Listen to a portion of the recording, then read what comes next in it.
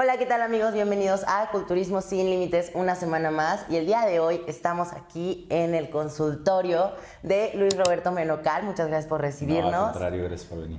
Bienvenido a Culturismo Sin Límites, ¿cómo estás? Bien, bien, gracias. Pues aquí ya entusiasmado de estar con ustedes, poder platicar un poquito contigo, con la gente que te sigue. Y pues nada, gracias por estar aquí en nuestras instalaciones. No, gracias a ti. Pues bueno, seguramente tu nombre, Arquitectura Molecular, es más conocido que Luis Roberto, ¿no? Así es. ¿Por qué Arquitectura Molecular? Mira, es una cuestión de hace ya muchos años. Yo estudiaba la carrera de arquitectura. Desde antes me dedicaba ya a asesorar gente, ya había tomado varios cursos, varios talleres, empecé muy joven en este deporte y en este medio, en el ámbito deportivo en general, desde muy pequeño.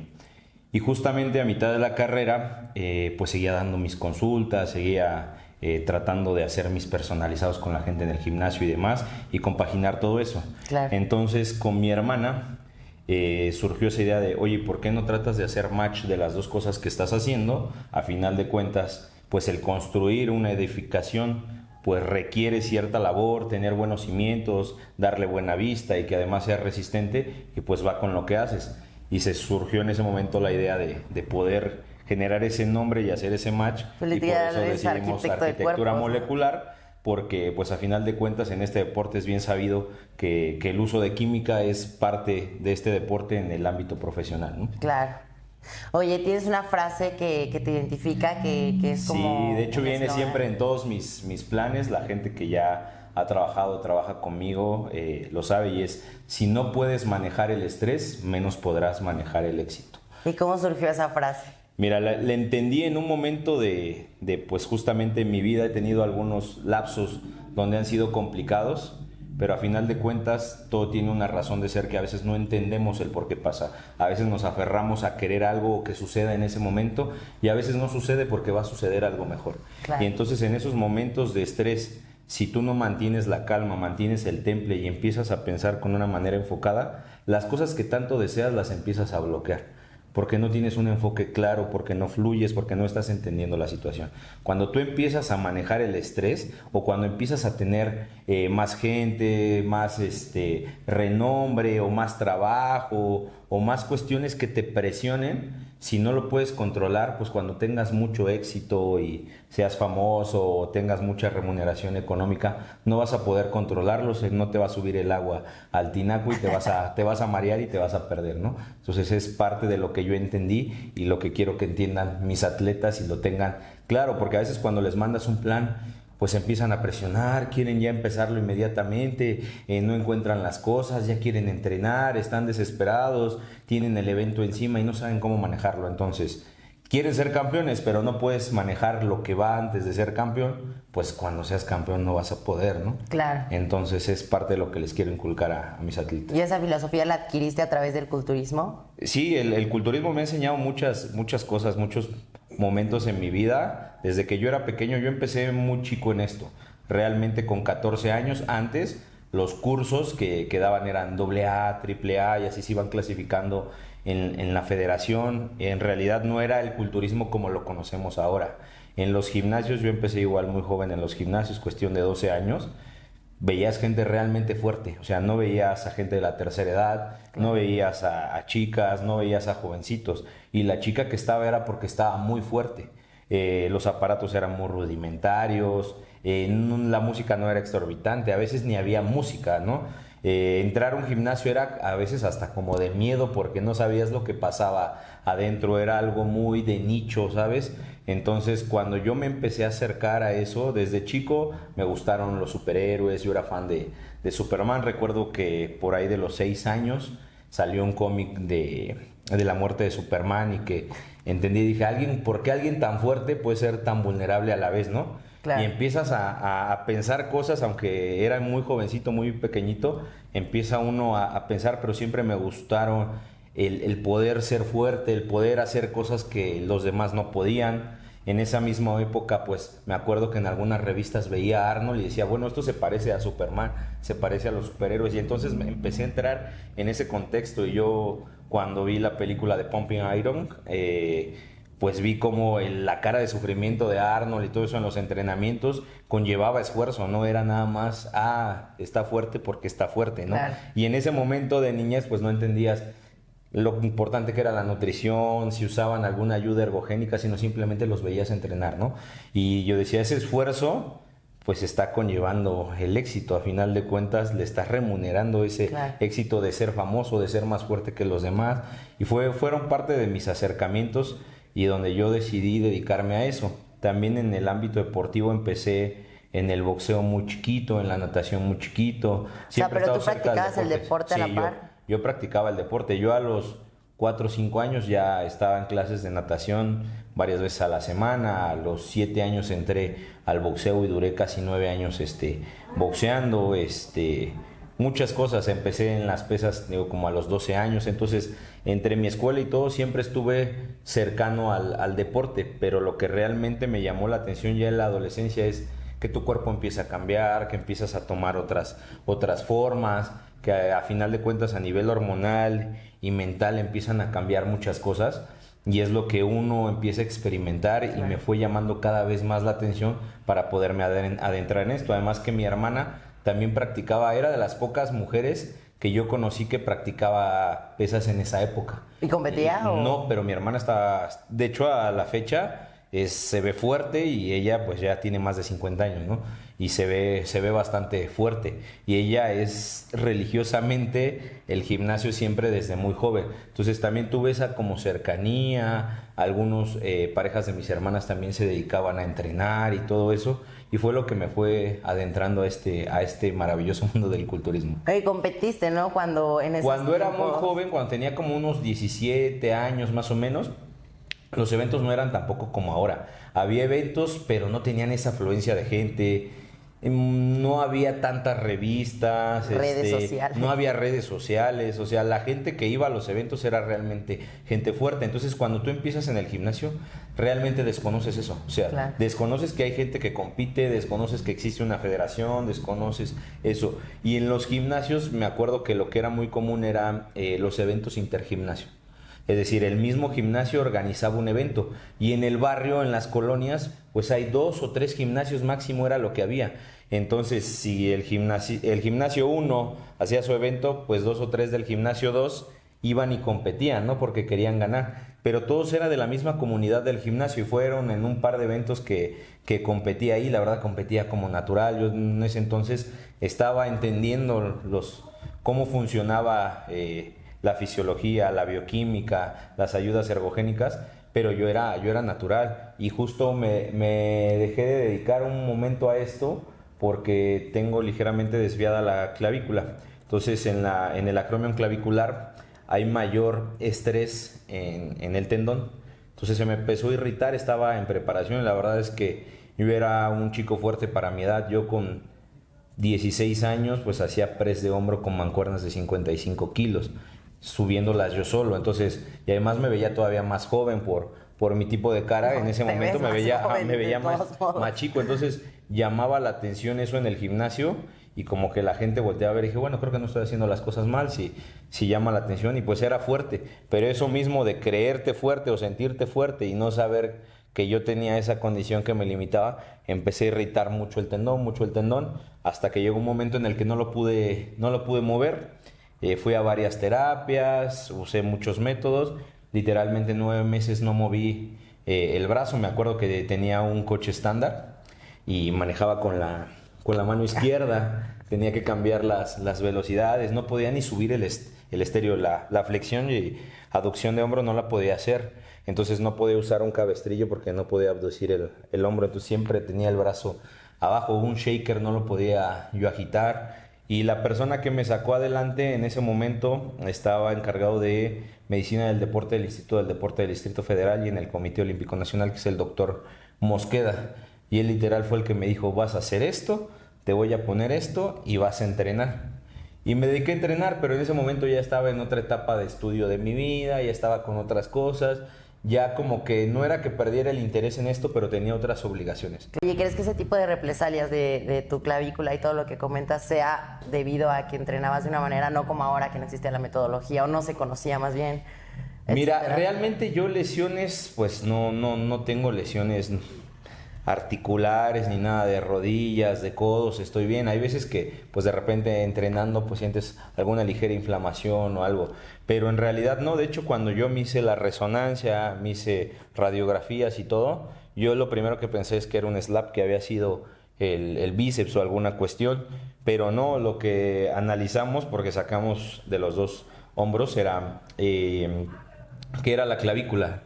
Era una cuestión genética mía, que era lo que me impedía esa parte de poder entrenar de manera normal. Tal vez las cargas, yo siento que fue lo que me estresó más. ¿Por qué? Claro. Porque siempre cuando tienes cargas elevadas o cuando llevas un poquito más allá el entrenamiento, pues la técnica siempre se va a empezar a deformar. Hay mayor estrés articular. Y si yo me hubiera dosificado, tal vez podría haber seguido en esto sin problemas. De hecho, es donde más me siento débil cuando llego a entrenar, porque yo con los atletas que tengo pues suelo entrenar, con Álvaro Candia entreno, de repente con Rafael Arechiga también entreno, y cuestiones así, pues entrenamos a la O sea, par, entrenas ¿no? nivel- Sí, pues entreno con ellos.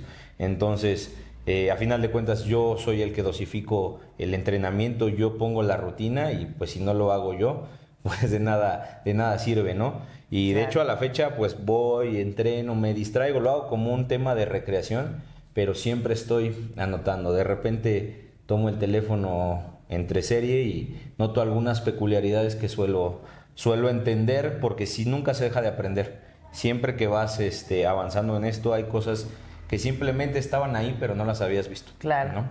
Y al final canalizaste esa pasión ahora con tus atletas. Así ¿no? es. Sí, yo dije, si yo no puedo, yo tal vez no llevé mi genética lo más que podía, me enfoqué en otras cosas y no sé el futuro que podría haber tenido en esta parte. Pero algo que me apasionó más que yo dedicarme a eso es poder cambiar a la gente. ¿Por qué? Claro. Porque ya no puedes manipular solo uno.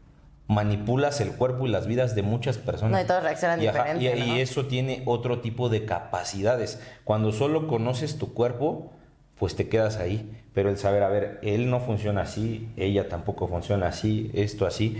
Y el ir conociendo a los atletas, descubriéndolos, descubriendo su genética. Porque hay mucha gente que dice, no, ese chico delgado no tiene genética. Pues tú no sabes. Ajá. Claro. Porque no la ha llevado al límite. Entonces cualquiera puede decir que no tienes genética si no han llevado esa genética al límite, no se ha puesto realmente a prueba.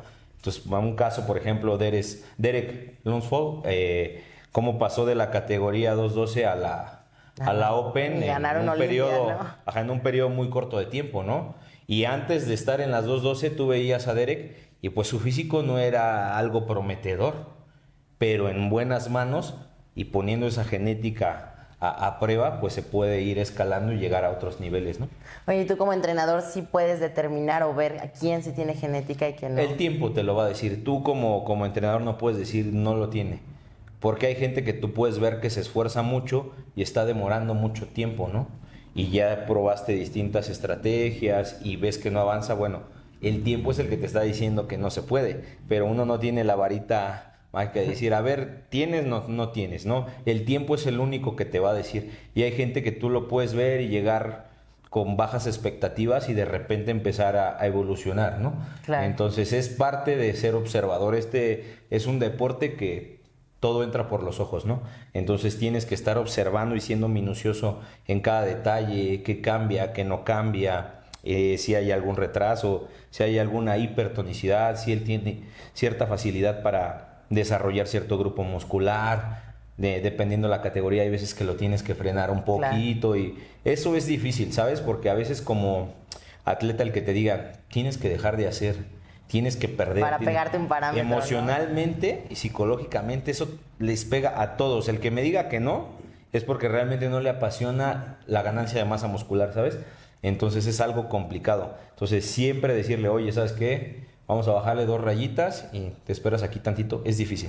Oye, ¿crees que hablando de la genética, tener buena genética implica éxito en el culturismo? Es la llave del éxito en este deporte. O sea, ¿crees que si no tienes buena genética es difícil llegar Es muy difícil, ¿por qué? Porque tú cuando ves otro deporte, por ejemplo el fútbol, no siempre gana el mismo equipo, ¿no? Obviamente ahí depende de distintas personas, pero en el culturismo uno repite varios años. No es que llegó un nuevo, apareció de la nada y ganó. Ganó. Es raro que pase, es raro, llega a pasar. Pero si pasa es porque tiene una muy buena genética, ¿no? No, años atrás. Ajá, o se estuvo fletando mucho tiempo. Pero en realidad, si tú lo ves, es gente que repite, es gente que está ahí, que siempre está en el top 5. Hay años que gana, años que no gana, pero siempre está ahí, ¿no? Claro. Entonces, la genética es un factor determinante para poder conseguir el éxito en este deporte. Es una, a lo mejor, dura realidad, pero así es. Oye, conforme fuiste progresando y avanzando y ya relacionándote con más atletas, preparando más gente, pues obviamente empezaste a tener cierto renombre y ya no es tan fácil como decirle sí a todos, ¿no? O no. ¿Cómo seleccionas? Para empezar, ¿cómo seleccionas tú a un atleta que sí puede trabajar contigo? ¿Y cómo un atleta debería seleccionar a su preparador? Ok, mira, desde siempre he limitado mi trabajo porque siempre me ha gustado hacer bien las cosas. Entonces siempre he trabajado con un número de gente limitada. ¿Por qué? Porque no es humanamente posible poder tener la cabeza enfocada en que estás trabajando con cada persona, las fechas, las estrategias, el estar evaluando, siempre ha sido complicado. Pero yo no selecciono al atleta, yo siempre les digo, me escriben, bla, bla, bla, de hecho, en que me escriben, siempre lo primero que sale, y tú ya lo has comprobado ahora que hemos estado en contacto, es el precio, ajá. Y el precio es lo de menos, porque la consulta, pagar una consulta, hay mucha gente que dice, ay, se le hace caro, pero eso es lo de menos. Lo que tienes que hacer en tu plan es lo realmente costoso, ajá. Claro. Pero yo voy liberando mucha paja, porque hay una diferencia entre estar interesado y estar comprometido. De entrada, cuando uno busca un coach, ya vio su trabajo, ya vio sus atletas, ya se metió a sus redes sociales, ya lo stalkeó, ya sabe más o menos por dónde va, ajá. Pero si llegas y escribes, ves el precio y no vuelves a escribir, solo estás interesado, no estás comprometido. Claro. Porque tú el cuerpo que ves, pues no es un cuerpo de 200 pesos. Ese atleta lleva muchos años y mucho dinero encima. Tú lo quieres tener, pero quieres seguir gastando los 200 pesos. Pues vas a seguir teniendo el cuerpo de 200 pesos. Cuando tú decidas en contratar a alguien más especializado, en comer mejores alimentos, en usar una mejor manipulación endocrina, el estarte realizando analíticas sanguíneas que son costosas, algunos exámenes, en el momento que tú decidas eso, vas a dar el siguiente paso. Y eso va a ser con cualquier profesional, no necesita ser conmigo o con algún preparador extranjero. Es decisión propia. Entonces yo siempre les digo, no es el perfil de entrenador, es el perfil de cliente el que yo no voy a elegir. O sea, muchos dicen, es que yo quiero ese entrenador porque es el perfil de entrenador que no quiero, yo quiero. Y sí, ¿y tú eres mi perfil de cliente? ¿Tú vas a hacer lo que yo te mande? ¿Tú vas a ser constante? ¿Vas a ser preciso? Claro. Tú no eres el perfil de cliente con el que yo trabajo, aunque yo sea el perfil de preparador que tú crees necesitar. Pero si tú no puedes pagar todo lo que yo te voy a mandar, a lo mejor tú necesitas un preparador de 300 pesos. Porque es el perfil que tú necesitas en este momento y no es malo, sino que hay veces que la gente ahora empieza a divagar en su mente y llevan un evento y ya quieren ir a otros niveles y piensan que por cambiar de preparador ya van a ir a esos niveles. No, tienes que ir dando pasos. Y cada preparador forma parte de tu carrera y en ese momento te ayudó y en ese momento era lo que necesitabas. Claro. Ajá. Obviamente todos quisieran tener el mejor equipo a su lado que lo apoyara y poder estar haciendo las cosas bien, pero no siempre se puede. Y eso es en cualquier cosa. En el trabajo tienes que ir escalando, en el deporte tienes que ir escalando, en todo vas a ir creciendo, pero la gente no entiende eso y todos aspiran a lo mejor, pero no están dispuestos a sacrificar para poder estar ahí. Entonces yo no es que seleccione a mis clientes, sino les hago entender justamente eso. A ver, ¿vas a estar comprometido? No. O sea, mucha gente me escribe en redes sociales, ¿tienes espacio? No tengo espacio. Y cuando se llegan a liberar los espacios, ya tienen el precio y ya ni siquiera les interesa porque dicen, no voy a poder. He tocado gente que dice, ¿sabe qué, coach?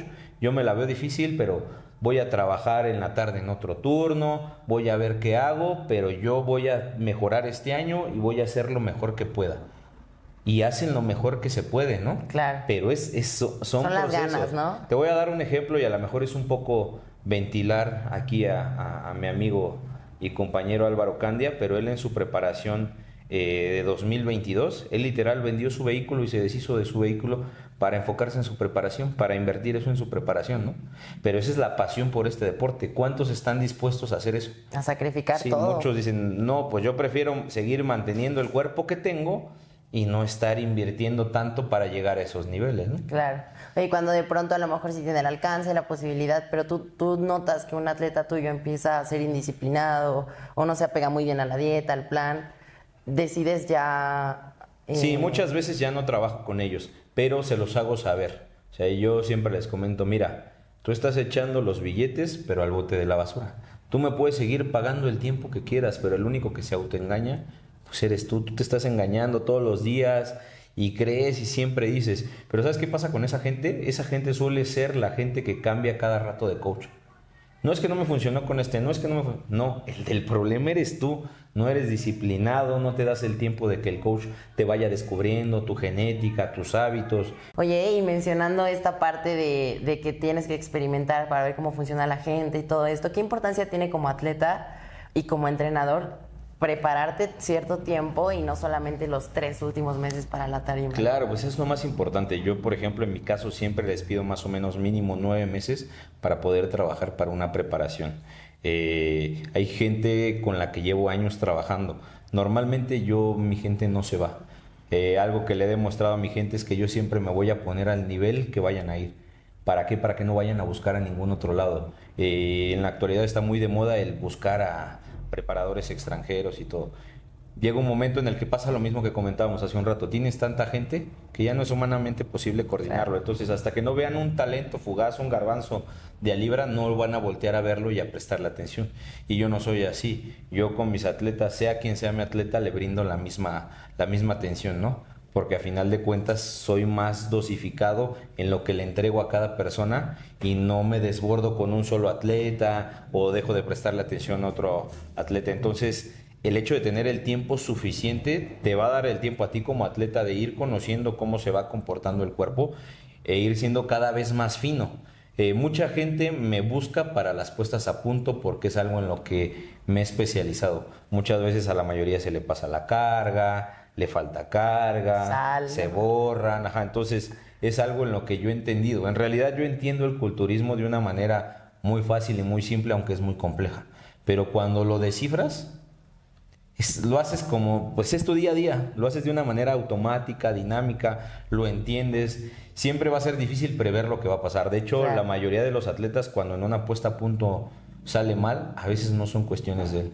A veces es el estrés, a veces es que el evento se retrasó, a veces es que pasó cualquier cosa. Y si el evento se retrasó y tú a las 3 de la tarde estabas en tu punto cuando ibas a subir y subiste a las 6 porque se retrasó, no es culpa tuya, pero así pasa. Este es un deporte de momentos.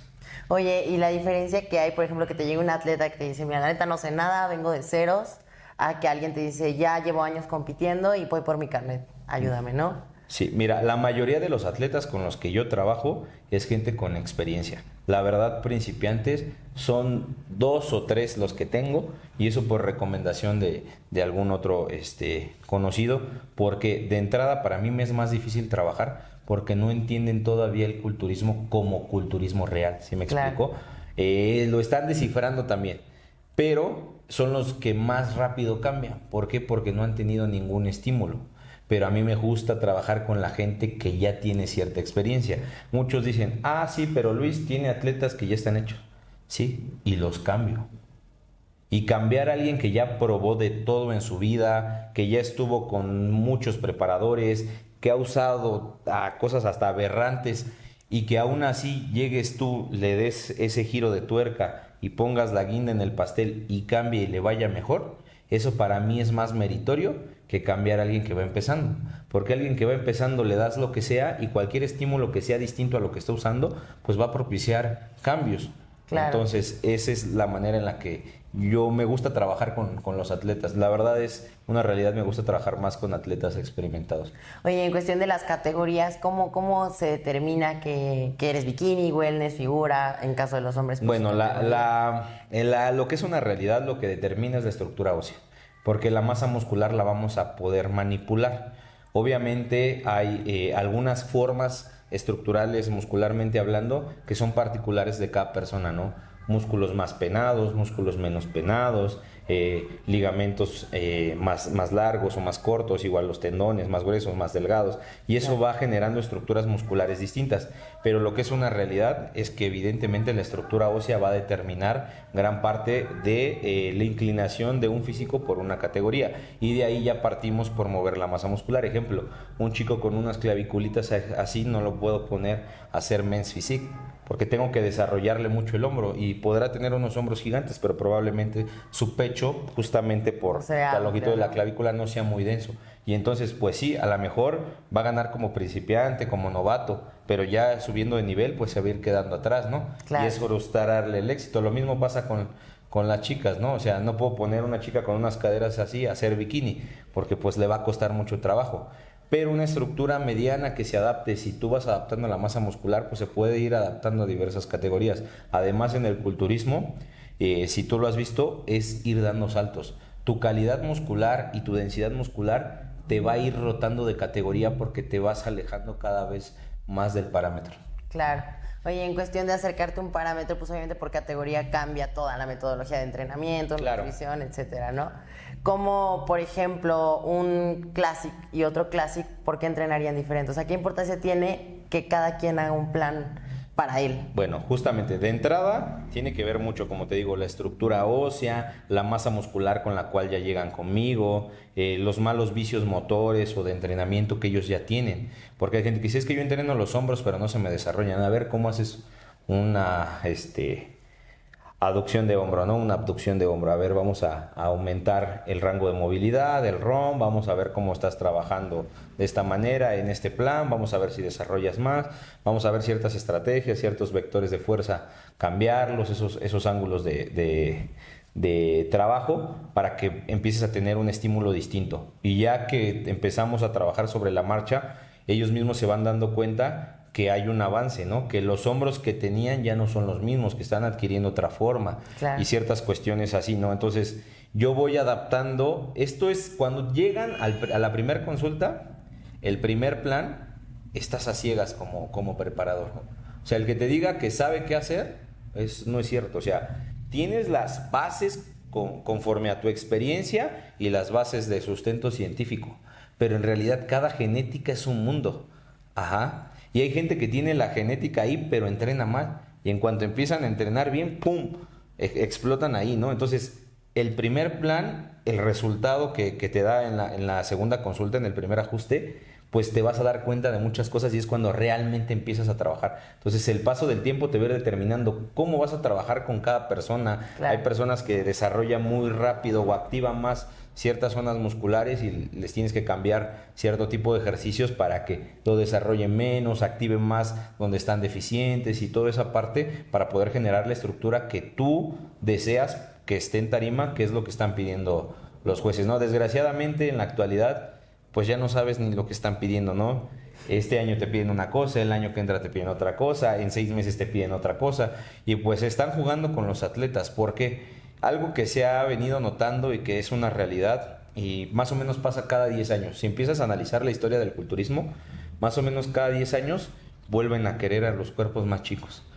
Van creciendo, van creciendo, van creciendo, y vuelven a poner un freno. Esto es, pues aparte, pues de la economía, porque la gente quiere ver cuerpos grandes. Eso es lo que quiere ver la gente, Sí, porque ese es el monstruos. culturismo. Pero, obviamente, cuando empieza a haber fallecimientos, cuando empieza a haber complicaciones, esto deja de ser un negocio, porque lo empieza a voltear a ver la gente, pero de mala manera. Claro. Entonces, cuando empiezan a limitar las categorías por peso, por talla, para que no se deformen los cuerpos, para que sigan siendo bonitos, para que el abuso de sustancias sea menor y todas esas cuestiones. Entonces, cada cierto tiempo empiezan a meter un freno. Y justo eso, o sea, ahorita que ya tocaste el tema de la química, pues es algo que es de minucioso cuidado, ¿no? Y que a lo mejor muchos no se toman debida responsabilidad, no se hacen analítica, usan, porque lo recomendó el mamado del gimnasio.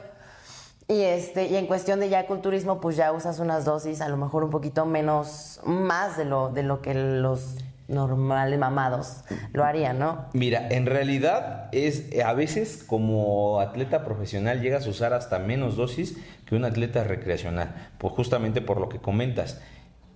Antes, cuando yo empecé, por ejemplo, en esto, conseguir una sustancia, era peor que si fuera algo, o sea, algo muy ilícito, así era Drogas. bien complicado, sí, y todo era de uso veterinario y era así a escondidas y tenías que hasta tardar días en conseguirlo, no era fácil.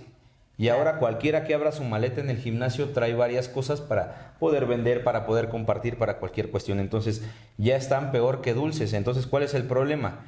Que como la gente de uso recreacional dice, bueno, tengo una ayuda, me siento un poquito más fuerte, me siento un poquito más grande, un poquito más definido, pues lo voy a seguir usando.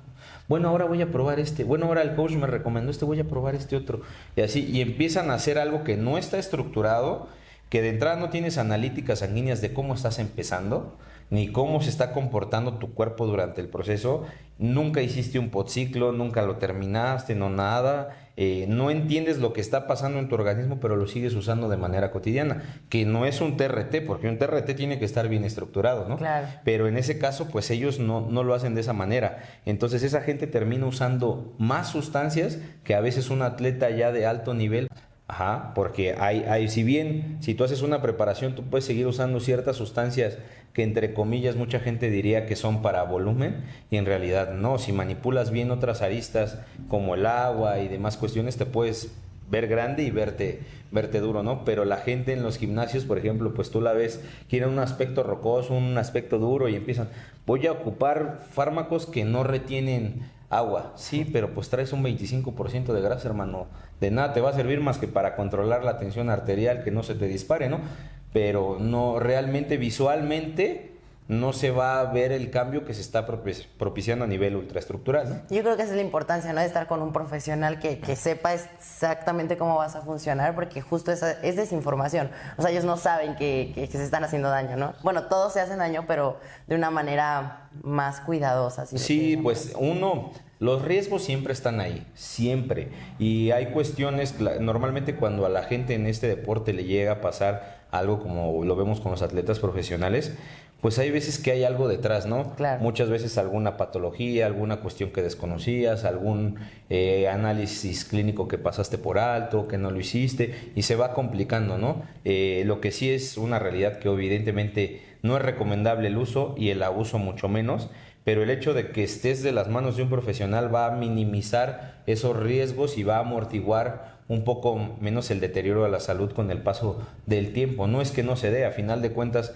es algo exógeno que estás usando en dosis suprafisiológicas, que no es normal, que no es lo común, pero a final de cuentas el hacerlo con alguien que sabe, hacerlo con alguien que no sabe, pues sí hay mucha diferencia. Claro, y como entrenador también te enfocas en la salud de tus atletas, Claro. ¿no?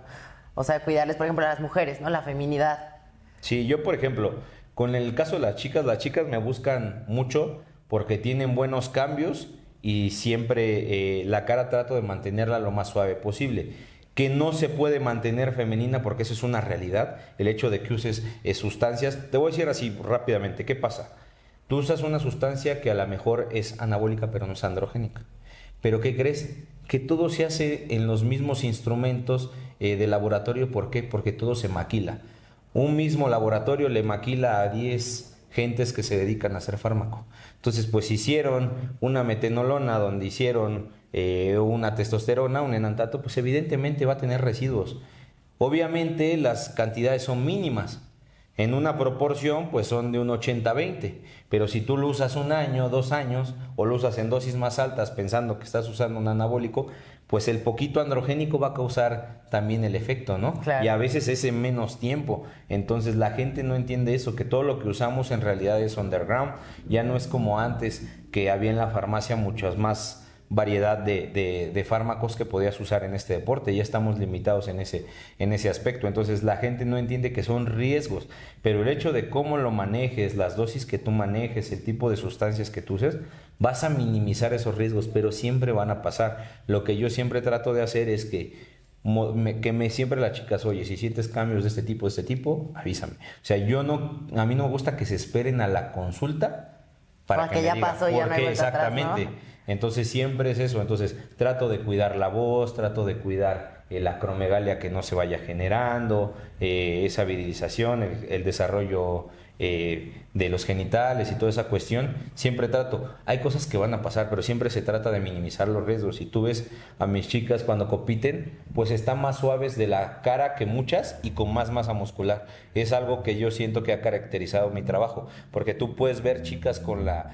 cara y con las facciones muy duras, pero con menos masa muscular. Y yo siempre he dicho algo, siempre va a existir un riesgo, pero si el riesgo que estás tomando no es proporcional a los cambios que tú estás viendo, estás haciendo las cosas mal.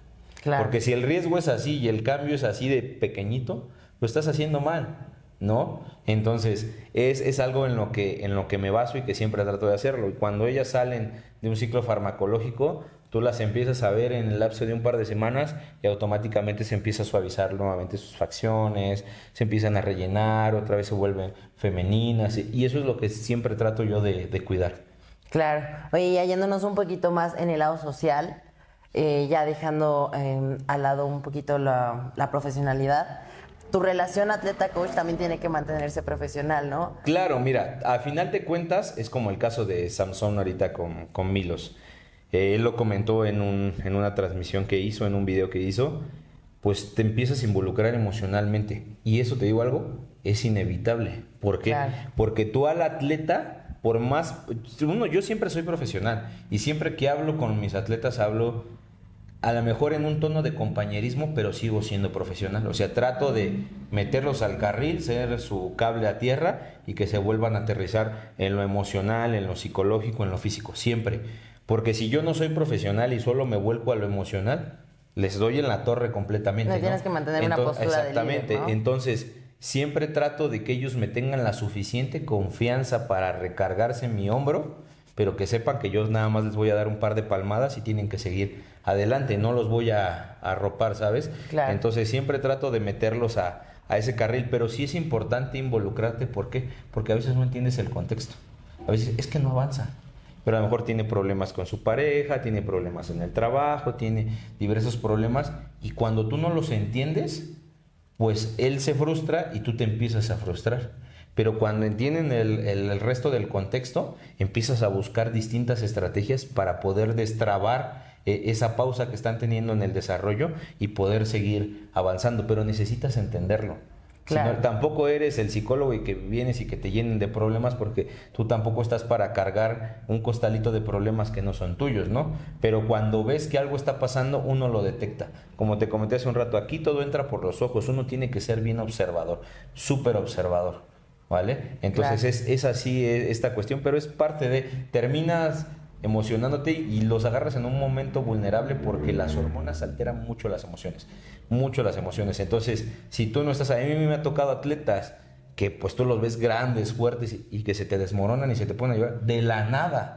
Sí, vas De a la nada, mosca ¿no? y ya lloras. Ajá, entonces, pero es pues parte del uso de algunas sustancias, ¿no? Claro, oye, pero ¿cómo mantienes esa pequeña, o sea, no sobrepasas esa pequeña delgada línea entre no somos amigos, soy tu preparador? Porque hay quienes ya se involucran más y ya son amigos, ¿sabes? Sí, mira, yo sí suelo tener amistad con mis atletas, pero, por ejemplo, no me involucro en cosas que no me interesan, ¿sí me explico? Entonces, mantengo esa línea en ese aspecto. Por ejemplo, tú te involucras en cosas mías, pero pues no compartes cosas con mi familia, no sabes cosas de mi familia, no sabes otras cosas que no sean de mi trabajo que yo vengo haciendo o de cómo yo me siento en ese momento yo. Claro. Lo mismo contigo, a lo mejor tú te sientes triste y a lo mejor me comentas aquí, pero yo no sé si tu tío, si tu primo, si te pasó esto, porque no me interesa y debe de existir ese respeto, porque hay cosas que también son privadas.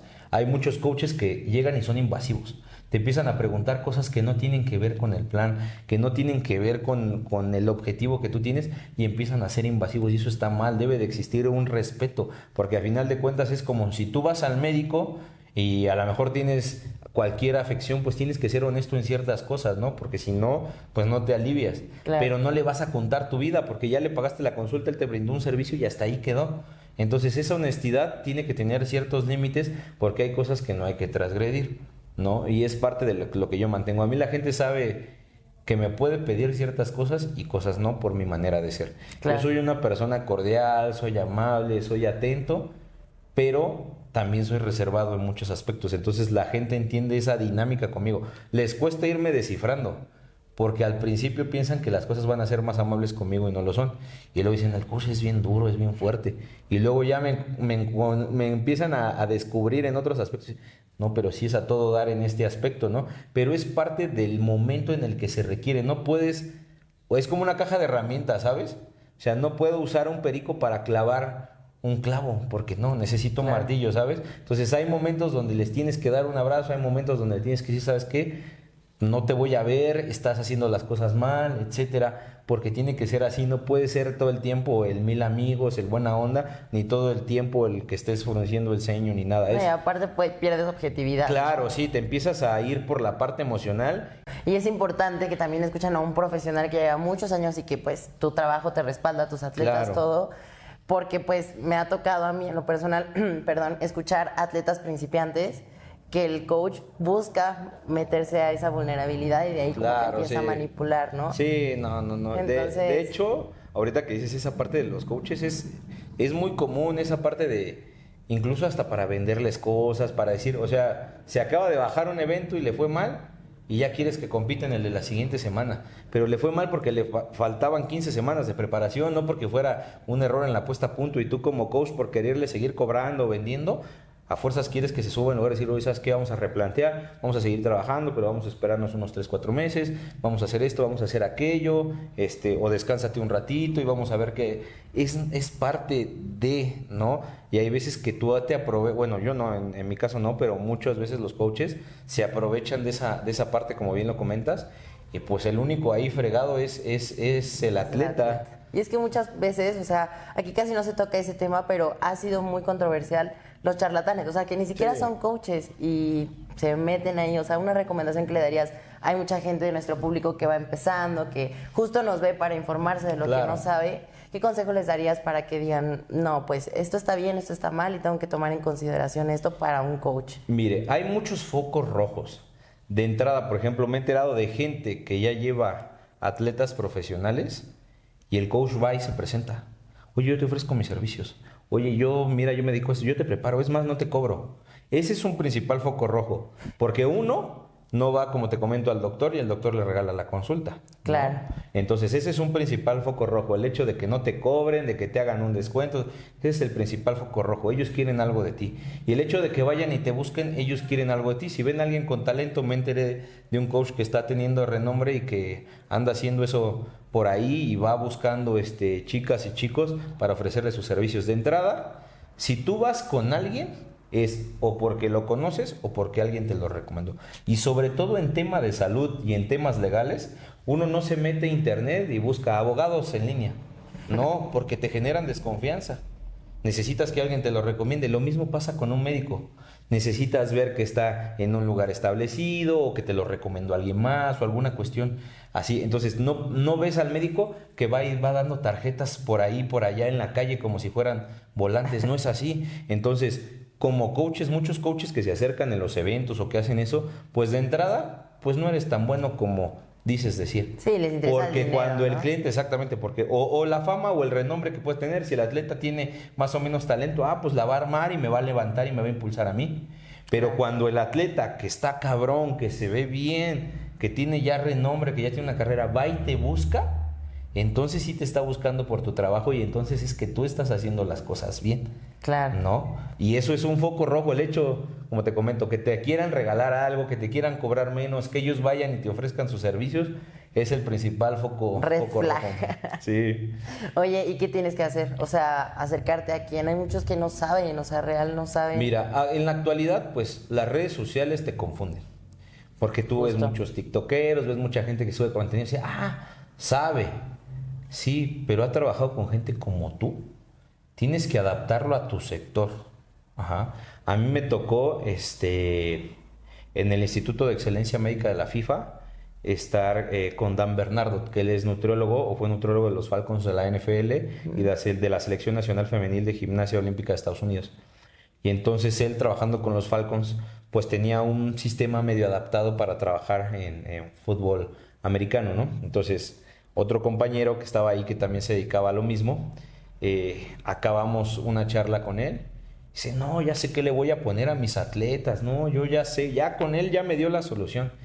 Y le digo, sí, cabrón, pero sus atletas son la mayoría de raza afroamericana, miden 1,90, pesan 120 kilos, y tú con los que estás pues son latinos, son de 1,60, 1,70, pesan 70 kilos, pues no es el mismo, o sea, no es ni el genotipo, ni el fenotipo, ni las estructuras, ni la masa muscular, ni cuestiones de usos y costumbres alimentarios, ni nada, no puedes usar lo mismo. Claro. Tienes que tomar algunos fragmentos de lo que él, con base en su experiencia, ha hecho, y adaptarlos y bajarlos a lo que tú haces. O sea, nadie tiene una receta, tú tienes que adaptarlo a tu población. Entonces, muchas veces tú tienes que entender, a ver, ese coach está trabajando con ese tipo de atletas.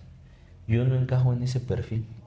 A ver, pero este sí, más o menos como que siento que es lo que busco y todavía puedo acercarme a ese nivel. Claro. Pues voy a ver qué pasa con eso, ¿no? Y vas a ir dando saltos, porque yo siempre lo he dicho, también un preparador tienes que hacer match, ¿eh? Porque yo algo que comento y lo he comentado en algunos podcasts también es, puedes tener a alguien súper talentoso, un atleta súper talentoso, y al coach más cabrón que puedas conocer, pero si no hacen match, no fluye. Sí. Y a lo mejor el resultado se ve limitado. Y puedes tener un atleta que pues medianamente tiene talento y un coach que medianamente es bueno, pero hacen match y los resultados pueden ser más prometedores, porque la relación sí importa. O sea, si te llevas mal con él y demás, pues eso suele pasar, ¿no? Claro, oye, y en cuestión, por ejemplo, de valores, de decir la lealtad, y sabes que ya no quiero estar contigo, gracias por tu trabajo, ¿cómo crees que se deben despedir? Mira, yo siempre me ha tocado a mí varios casos, por ejemplo, de chicos donde han estado incluso con gente que yo conozco, ¿no? Entonces siempre me escriben, ¿no? Y les pregunto, ¿estás con algún preparador? No, ahorita no, me llevaba fulanito tal. Ah, ok, ¿cuándo te dejó? De hecho, normalmente cuando me escriben por redes sociales, yo les mando un mensaje. Siempre tengo mensajes predeterminados porque a mí me ahorra tiempo, ¿no? Y donde dice, si ellos no tienen mínimo 12 a 15 semanas de haber terminado una preparación con su coach, yo no los puedo atender. Por ética, de entrada, ¿no? además de ética, yo no voy a resolver errores de otras personas, porque es normalmente cuando te buscan, porque ya el otro hizo un cagadero, con perdón de la palabra, y quieren que tú le soluciones. De entrada no es tu responsabilidad, era responsabilidad de ellos dos. Y segundo, por ética y por respeto, sea cual sea el resultado que hayas tenido, tienes que agradecer porque en su momento te ayudó, ¿no? Claro. Entonces yo siempre les digo, ¿sabes qué? Habla con él, deja que pase el tiempo, hazte unos análisis, que él te ayude en lo que tienes que hacer, y entonces vienes conmigo, ¿no? Entonces es un proceso así. Aprovecho el tema porque yo sé que este podcast lo ven varios, y hubo por ahí conmigo el año pasado un tema controversial cuando llevé yo a Pamela y que ganó su Carnet Pro. Ella estaba con otro preparador, pero ella me había buscado antes. O sea, me dijo, ¿sabes qué? No me siento cómoda con mi preparador, siento que no me está prestando la atención necesaria, siento que no estoy avanzando, ¿me puedes asesorar? Y le dije, sí, pero ahorita no. Haz tu evento y ya. Me volvió a contactar y me dice, ¿sabes qué? La verdad es que ya se está desentendiendo, siento que voy mal. Y le dije, mira, lo ideal es que si llevas años trabajando con él y estás luchando por un carnet, él esté ese día ahí. Y ella me dijo, ¿sabes qué? Tienes toda la razón. ¿Pero qué pasó? Faltó una semana más y se desentendió todavía más. Entonces yo la vi y literal vi que estaba por mal camino. Ella ya a final de cuentas ya me había pagado su consulta porque ya había venido conmigo mucho antes, y yo la había dejado en stand-by hasta que pasara ese evento. La dejé en stand-by hasta que pasara ese evento, y ahí en el evento vi que no iba muy bien, es el día del pesaje y todo, y le hice los ajustes para que lograra su objetivo. ¿Por qué lo hice? Porque a final de cuentas ella iba a ser mi atleta ya. Claro. Ya había venido una consulta. Y dos, pues si ya estaba ahí, ni modo que su proceso, teniendo posibilidades de ganar el carnet, yo no la ayudara. O sea, sería también muy poca madre de mi parte echarle a perder todo el trabajo, independientemente del otro preparador, independientemente de ella. Ya estaba ahí, nada más era hacer los ajustes finos y no le iba a dejar a la borda, ¿no? Claro. No, y aparte es una chica que le echa muchísimas muchas ganas ganas y mucho corazón a lo que hace. Sí, es muy comprometida. Oye, pues ya por último, que se nos agota el tiempo. Sí. Dime qué significa, con tus propias palabras, qué significa el culturismo para ti. Pues es una pasión, porque a final del día, si no te apasiona, no entiendes el culturismo. Te tiene que apasionar. Claro. Yo cuando me dedicaba a la arquitectura, me gustaba, me encantaba, era muy bueno, salí publicado en algunas revistas, gané algunos premios con algunos diseños de edificaciones y de algunos muebles, pero no me apasionaba. No sentí esa vibra de el querer hacerlo todos los días. Claro. Y cuando lo entendí, dije, no, aquí no está mi camino está acá. Y retomé esta parte del culturismo porque te tiene que apasionar, porque a veces se vuelve aburrido, a veces se vuelve tedioso, a veces se te cruzan muchas cosas y dices, no, ya estoy harto de hacer lo mismo todos los días. Pero esa pasión es lo que te saca a flote para seguir en esto. ¿Ha sido porque amas lo que haces? Sí, claro. Y es algo que siento que les reflejo Sí, a ellos porque ellos lo entienden. O sea, yo un cierre conmigo y ellos lo han visto. No es te mando una semana antes el cierre. Ellos ven que estoy mandando mensajes a las 3, 4 de la mañana, como van pidiendo fotos, pidiendo avances, Claro. porque necesito hacer ajustes finos. Y para mí pues es difícil porque dejas tiempo de pasar con tu familia, de dormir, de descansar, pero porque te interesa que ellos logren el éxito. Porque a mí, pues atletas pueden pasar por aquí muchísimos. O sea, el hecho de que no me lleve una medalla con uno, a mí no me repercute. Pero que él se la lleve, sí. Claro. Porque yo ya aporté algo en su vida. Y a mí, pues atletas pueden pasar muchos, pero él es un único atleta, es una única carrera, él es una única persona, él solo tiene esa oportunidad en su vida de hacer su carrera. Yo tengo la oportunidad de trabajar con muchos en muchas carreras. Ajá, entonces, siempre el aportar eso positivo, pues a mí la verdad es que me llena de satisfacción y pues la prueba está que muchos atletas que tienen renombre en la actualidad, pues estoy trabajando con varios profesionales, con Álvaro Candia, con Rafael Arechiga, con Pamela Trillo, con Fernanda Laguna, con Alejandra Ayala, que ella es argentina, también es profesional, con Samuel Zapata, que él es de Europa, también es profesional. A él lo hice prácticamente de cero, desde ganar un regional, ganar la Copa de Valencia, ganar el Big Man Weekend, ganar su carnet profesional en Rumanía, a él en todo el proceso. Igual con él ya llevo tiempo trabajando y también en la actualidad vamos a empezar a elaborar justamente esta semana, que ahí se los voy a dejar en stand-by con una chica que ya estuvo clasificada a la Olimpia. Entonces vamos a trabajar con ella en esta preparación. Viene de estar de la mano de 2 preparadores extranjeros con mucho renombre, entonces voy a trabajar con ella. También en su momento trabajé con Ivonne Vigueras, también profesional, que había estado con varios preparadores. La amamos aquí. Ya estuvo en culturismo aquí. Sí, trabajé un periodo muy, muy cortito con ella porque ella en ese momento estaba pasando por unas complicaciones de salud. Pero pues nada, ahí estamos al pie del cañón con esos y otros atletas que tenemos. Y digo, bueno, si me busca ese tipo de gente que ya tiene cierta edad, ciertos años en esto, cierto nivel, pues digo, supongo que estoy haciendo las cosas bien. Claro. Oye, y por último, pues obviamente esto es importante porque mucha gente que a lo mejor quiere hacer lo que tú, porque también eres una inspiración para ser preparador, ¿no? O sea, a lo mejor, sí. Sí, claro.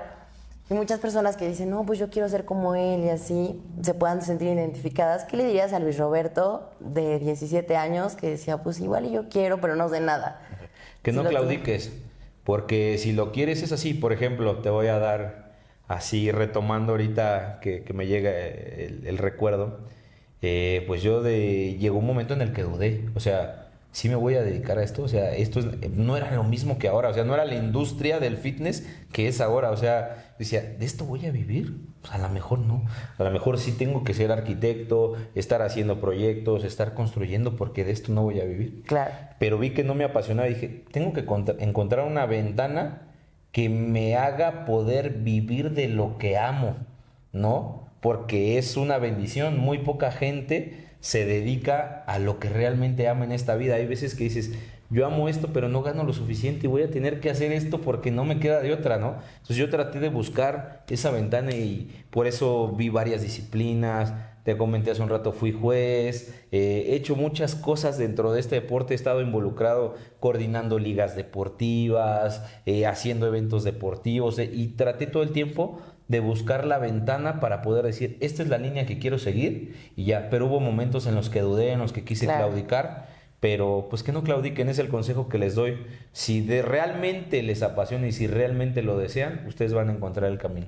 Ay, pues muchísimas gracias, No, ¿de Luis. qué? La verdad es que estuvo bien interesante. Se me fue el tiempo ahora sí Gracias. bien rápido.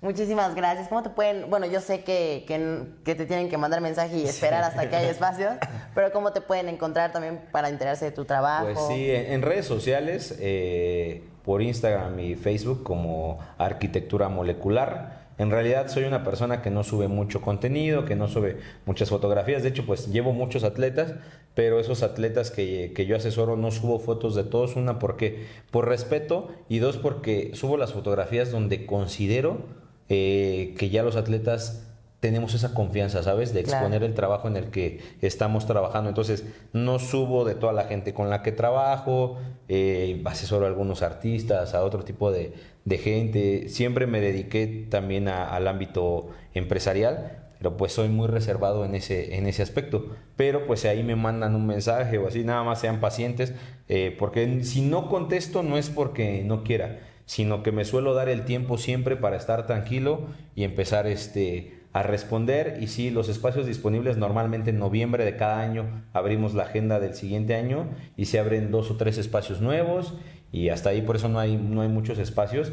Pero si de repente por alguna cuestión extraordinaria se abre un espacio, pues solemos publicarlo ahí en nuestras redes sociales, así que estén pendientes. Pues muchas gracias No, de a nuevo. ustedes por Muchas venir a gracias a visitarnos. ustedes. Ahí lo pueden buscar ahí para que se enteren de su trabajo y vean realmente que esto está sustentado. Y pues gracias a ustedes, gracias a Jack Donovan, a XT Labs por patrocinar este podcast. Yo soy su host Montserrat Naranjo y nos vemos a la próxima. Ay.